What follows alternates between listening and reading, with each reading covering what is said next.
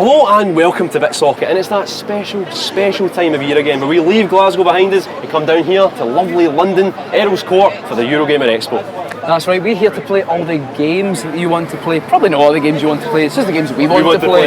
But that's life, isn't it? We're going to play some great games, we're going to make some lovely videos, hopefully, and then we're going to put them on the internet for all 349 of you to watch. All about the games that we like, because this ain't a democracy, it's a dictatorship. Indeed. As always at the Eurogamer Expo, now called EGX for some unknown reason, the floor was absolutely packed full of folk. Loads of people all clamouring to play the latest games.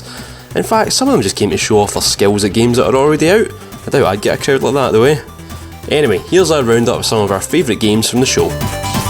Don't know about you, usually the Alien games have a kind of whiff of shite around them. There's just something always a wee bit off, something a wee bit rotten, just lying underneath. Now, here we are outside the Alien Isolation section. However, all I can smell is Mountain Dew and Doritos. I can't smell any corruption. Let's go have a wee look and see what's cooking.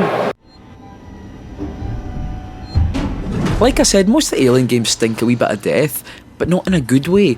So I was a bit worried about Alien Isolation because although the trailers looked really spot on, well, we've been tricked by that kind of nonsense before. Well, from my wee go of Alien Isolation, I can tell you one thing that is for sure: I shat my pants. The intimacy of the demo level means that you're never far from the alien, always aware of it creeping around, smelling the air and flicking its long tail out behind it. The demo opened up with telling you about the iconic tracker, which gives you an idea of the direction of any moving objects, in this case usually a 7-foot tall harbinger of instant death.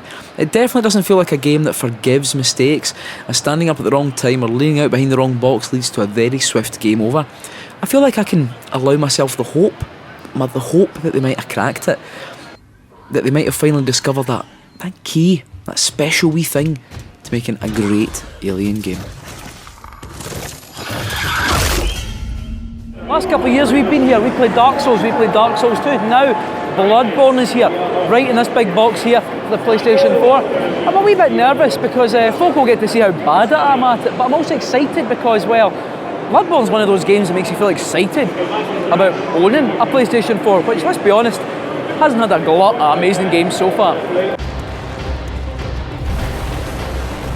I'm sure Bloodborne is going to be a great game, and it'll be one of those amazing games that we're going to be talking about for years after it comes out, once we've explored the game world and mapped all those nooks and crannies, a lot like we have with Dark Souls and Dark Souls 2. As it stands right now though, I found the demo a bit underwhelming.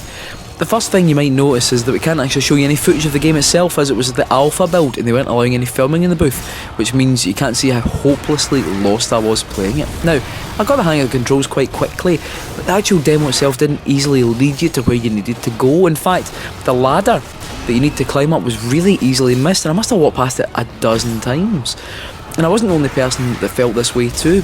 But moving on from that, the game does look amazing, and that solid, meaty combat is still present from the Souls games, although with far more of a concentration on dodging and moving, as there is no defending in this game. The enemies have a great look to them, and I love the look of the levels with the heavy Victorian London seeping through the cobblestones and down the drain pipes. I can't wait to play the full game. I know it's going to be great, but compared to the Dark Souls and Dark Souls 2 demos I've played in previous years, this wasn't quite the gem I was expecting. Growing up when I did, if you had a parent that was a teacher, you had a 50% chance of being a BBC Micro kid. And seeing as both my parents were teachers, my fate was sealed. We had a BBC Micro and a BBC Master at one point. I was also obsessed with Star Wars, so of course I was fascinated by Elite, the classic space sim. Too bad I was too young to be any good at it, so I had to settle for watching my brothers explore the galaxy. So now from Wireframe Beginnings, old Elite is back with Elite Dangerous, which is looking absolutely stunning. I can't wait to play it, but can I use a joystick? Let's find out. Thrust into a one-on-one dogfight in the middle of an asteroid field, Elite Dangerous grabbed me from the word go. It just looks beautiful. I don't know if I've ever seen space shine so brightly, with wonderful colours and beautiful details. I couldn't admire it for long though, because I had to chase down my target before they escaped my sights. Sadly, I wasn't very quick at getting to grips with the joystick and throttle combo in front of me. I was a little bit like a dog trying to operate a tank, useless and slightly pathetic looking. So while the guy standing next to me steered my ship back on course, I just admired the cosmos in front of me a little longer. Once I got back into the action, I started to get the controls. The whole appeal is that this is a simulation, and you have to treat your ship like it's a real, vulnerable thing floating around space. There's a switch that lets you decide where to focus your ship power. So when you're miles away from the guy you're chasing, like I was, it was time to focus up everything in your boosters and speed up. Then change the power of your weapons and blast them into the endless void of space. Everything about the design of Elite Dangerous is full of polish and attention to detail. The radar on your screen doesn't feel like something from a game, it feels like you've actually been put into the cockpit of a real spaceship. It's that attention to detail that makes me excited for the game when it finally gets its full release, because it's not just cockpits and asteroids that Frontier have lavished with details, it's an entire galaxy of planets and star systems, and this small taste has only just whetted my appetite for my future space adventures. Well, if I ever get a PC that can run the thing. Until then, I'll just have to dream about flying around space, just like I did watching that wireframe universe on my BBC screen years ago. Hear my vow! Moving on from Bloodborne earlier, we have a brand new game from Square Enix that wears its Dark Souls influence on its sleeve. I picked up the demo midway, so I didn't really get a choice in the class I went, but the Souls notes were all there, right down to the controls being pretty much identical. It certainly played well and it looked good, and I found it in the time that I played it, I felt more confident in the game world than I did playing Dark Souls for the first time, which is always nice, I suppose. In fact, one of the standout moments of any game in the Expo was luring a big massive knight into the middle of the room for a big fight, expecting I was going to get a wee battering, but his weight collapsed some wooden planks right in the middle of the ground. In a pit he went, right in a pit, turning the terrain into a friend rather than an enemy. Beautiful wee moment. Now I'm going to give you a couple of names here. Vanquish, God Hand, Resident Evil 4, all from the mind of Shinji Mikami, a man whose back catalogue features gaming's greatest hits. Now he's returned to the survival horror genre with The Evil Within, and my first impressions from playing the game at Eurogamer gave me some hope that survival horror is back in style. There's no one here to report in. That smell.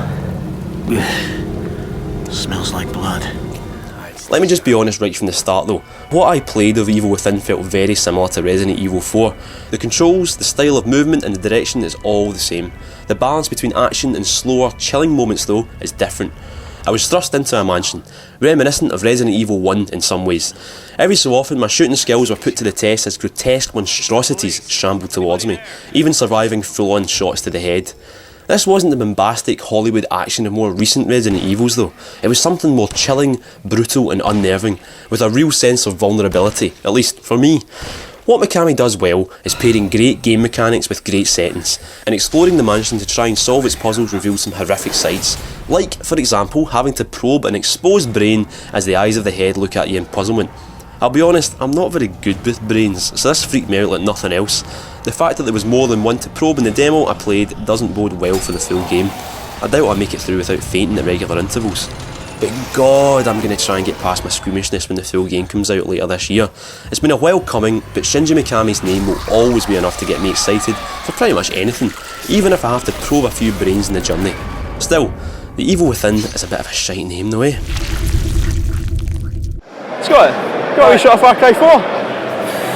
It's not really for me. Right, well let's find something else then. Scott, you must want a shot of Assassin's Creed Rogue, that's one of the biggest games here. I'm not really... Nah, it's not my... I want something more intellectual. Alright, okay, let's move on. Scott, this coming up here is Battlefield Hardline. That's one of the biggest games here. You want a shot of that? Do you love Battlefield? Battlefield's alright, but sometimes, you want something more, you want something...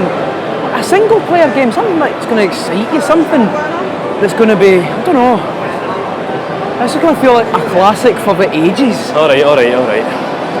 Right, okay, here we go. Do you want to play Sherlock Holmes?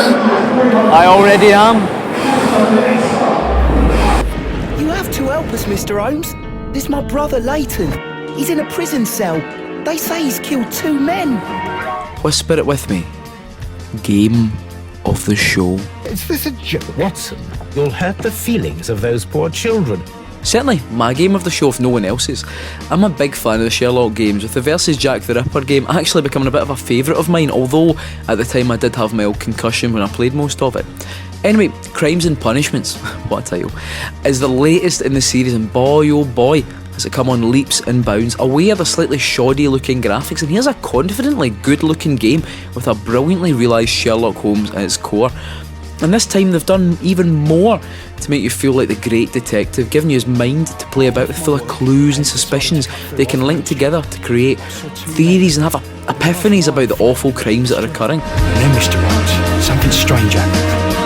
I was blinded by a flash, and then I was caught by the police. Along with that, visual elements from the modern Sherlock TV show are introduced, with Holmes being able to analyse the clothing and body language of a potential subject while interviewing him. It's like how we imagined L.A. Noire to be before we found out it was just a game about shouting at crying women. You knew that gentleman well, did you not? However could you know that? Anyway, add to this the Sherlock talent, a bit like Batman's Detective Vision from the Arkham games, and you've got something genuinely new and fresh coming out in the consoles, and definitely something unlike anything you can play on Xbox One and PS4 right now. I know this type of game though isn't good for everyone, and that's easily evidenced at the Expo with barely anyone playing it, but games like this are what Expos are all about. It's about finding those wee gems that are hidden away in the corner and bringing them to the light. Like when we go and we talk about indie games you might never have heard of and things like that. It's about sharing this enthusiasm and finding those wee brilliant experiences. A bit like finding a piece of brain tissue on a hammer in someone's shed, I suppose. I have good news for you, Wiggins.